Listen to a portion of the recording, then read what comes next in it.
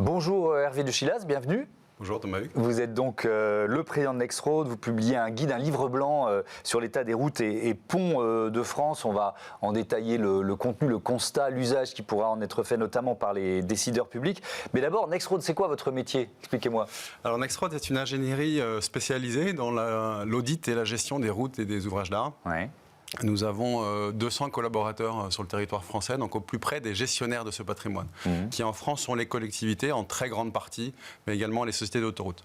Donc on a un objectif simple en réalité, c'est d'accompagner ces gestionnaires de patrimoine dans une démarche de gestion qui soit la plus vertueuse possible pour leur porte-monnaie, pour la planète et pour la sécurité des usagers. Ouais, on y reviendra sur le côté planète parce que c'est peut-être pas forcément évident de prime abord, mais il y a effectivement de bons arguments. Ça démarre par quoi? Par un audit tout simplement? Exactement, en réalité on réalise 4 grands types de prestations qui, quand on les met bout à bout, forment cette démarche de gestion vertueuse. La première, c'est l'audit.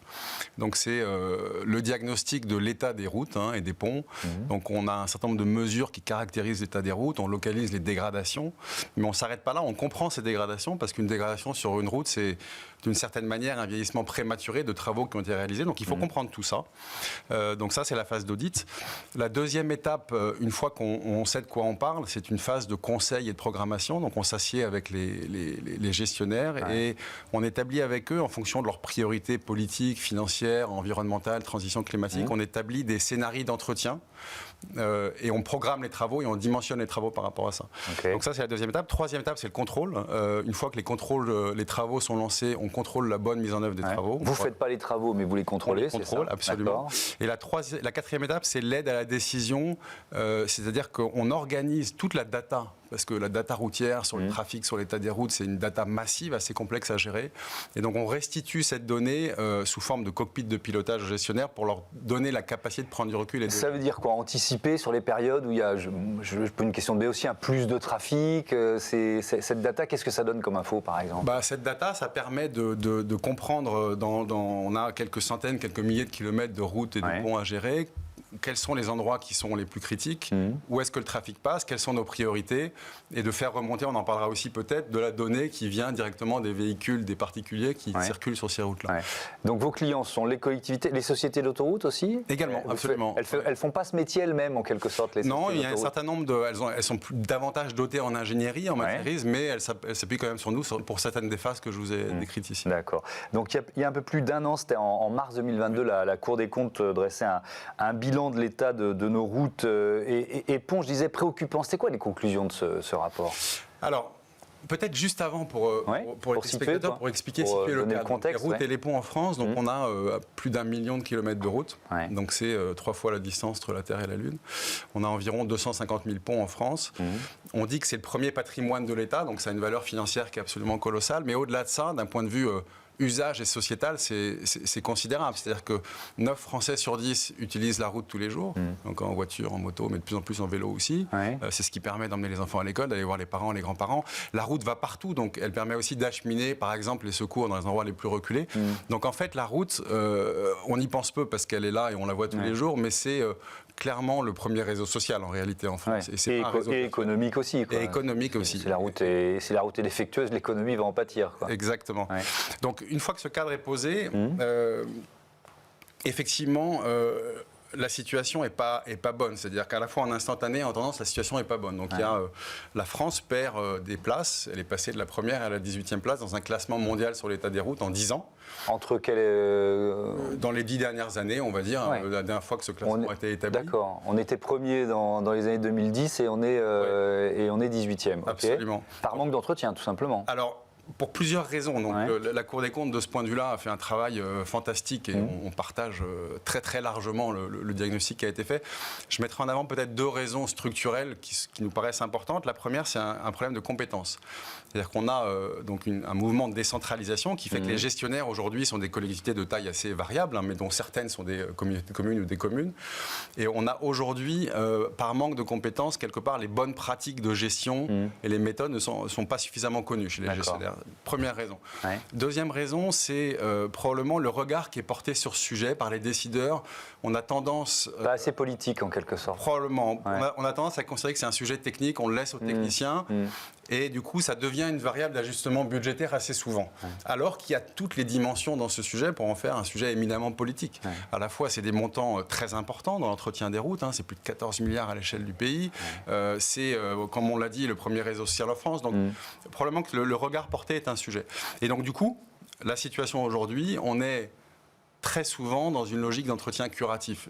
En caricaturant à l'extrême, on peut dire qu'on répare les nids de poules quand il y en a. Et on n'est pas suffisamment dans la démarche que je vous décrivais au début, qui est une démarche d'anticipation. Et du coup, le réseau est très peu connu. Dans 80% des cas, il n'est jamais ausculté. Les travaux sont très rarement contrôlés, dans moins de 10% des cas. Et donc, mécaniquement, on a un effet de route, de réseau routier et d'ouvrage d'art qui se dégrade. Alors que si on anticipe, ça coûte moins cher. C'est vrai pour une maison, c'est vrai aussi pour une route, quoi. Absolument. Si on anticipe, ça coûte moins cher. Si on prend une chaussée et qui commence à se dégrader, à montrer quelques signaux de faiblesse, soit on ne le voit pas parce qu'on ne l'ausculte pas, soit on décide de ne pas la réparer et qu'on attend. Les travaux, la masse de travaux qui sera nécessaire quelques années après pour revenir à un état normal sera exponentiellement beaucoup plus importante que si on avait traité au début. Donc oui, le préventif permet de dépenser moins dans la durée et on le verra aussi, on en parlera aussi, l'effet CO2. Moins de travaux, c'est aussi moins de CO2. Donc, alors, je veux bien qu'on y vienne tout de suite, parce qu'effectivement, vous y avez fait référence déjà 2 fois. Pourquoi, finalement, l'expertise que vous proposez avec Nexroad permet d'améliorer le bilan carbone de notre mobilité? Alors, il y a 2 grandes raisons. La première raison, c'est sur le poste-entretien des routes, justement. Donc, c'est un poste qui émet du CO2 parce qu'il faut produire ce qu'on appelle des enrobés, il faut les acheminer. Donc, on estime qu'il y a quelques millions de tonnes par an de CO2 qui sont émises par ce poste-entretien des routes. Ce qu'on dit, on a commencé à l'aborder, c'est qu'une démarche de gestion permet de réduire d'au minimum 25% ces émissions-là. Pourquoi? La première raison, c'est parce que c'est moins de travaux. Comme je l'ai dit, quand on est en préventif, on fait moins de travaux qu'en curatif.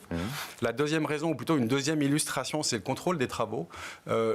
L'erreur est humaine, donc quand on ne contrôle pas les travaux, il y a parfois des non-conformités qui peuvent se produire, dont certaines peuvent avoir un impact important sur la durée de vie des travaux. Donc si on ne contrôle pas systématiquement et qu'on laisse passer certaines non-conformités, on va devoir y revenir plus souvent que si on est... Donc contrôler les travaux, d'une certaine manière, c'est un peu garantir la durée de vie. Donc ça, c'est la première raison sur le poste-entretien des routes. Et la deuxième raison, c'est que des routes en meilleur état, globalement, diminuent les émissions CO2 des véhicules qui circulent sur les routes. Alors c'est quelques pourcents, mais quelques pourcents sur ce qui est le principal poste en France d'émissions, le transport routier, qui est 30% de nos émissions de gaz à effet de serre, c'est assez colossal. Donc voilà les 2 grandes raisons. Pourquoi vous avez sorti ce livre blanc? C'est à destination des élus, c'est pour évangéliser en quelque sorte? Oui, en fait, on a voulu marquer un peu à notre façon l'anniversaire de la parution du rapport de la Cour des comptes, prendre notre part dans un sujet qui nous paraît être un sujet important de société.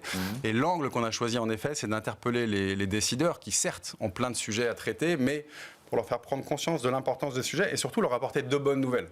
La première, c'est qu'il y a des solutions qui existent et qu'elles sont à notre portée. Voilà, c'est des méthodes qui ont fait leurs preuves et qui sont à leur portée. Et la deuxième bonne nouvelle, c'est que s'il manque de compétences en interne, ce qui est le cas souvent, il y a des sociétés d'ingénierie comme Nexroad, par exemple, qui sont là pour les accompagner. Donc, en fait, ce livre blanc, c'est un appel à l'action qu'on a envoyé à plus d'1 millier d'élus en France et on a déjà plusieurs dizaines de retours de collectivités qui veulent creuser, qui veulent approfondir le sujet avec nous.